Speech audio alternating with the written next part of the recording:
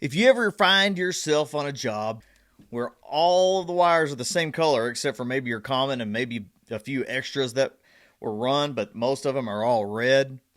If you've got a job like that and now they want to add something like a parking lot or a building and you've got to move a bunch of these wires, there's a few ways that you can use your multimeter to figure out what wire does what and be able to know that and mark them before you even cut and move a thing.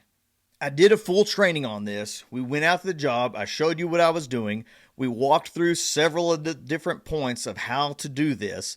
And I will leave a link in the description below where you can find that training, get on there, go through it, and learn how to use your multimeter in order to figure out what wire does what, particularly with single strand wire that's all the same color. I teach you how to use amps and volts testing different irrigation wires. And I really do believe knowing how to use your multimeter in different scenarios and different situations, it helps you with your troubleshooting, but it also helps you if you get in a situation like I did where you had to move a bunch of stuff. It happens all the time. People build barns, they build sheds, they add swimming pools, and most of the time, they always cut the wire or need the wire to be moved. It's always easier to figure it out before anything is cut.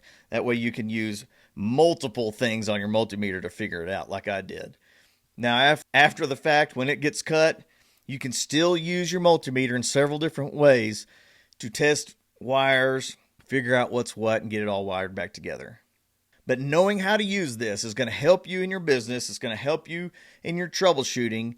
And the better you get, the more you practice, obviously, you're going to become very efficient, be able to do it fast, which is going to help you make more money.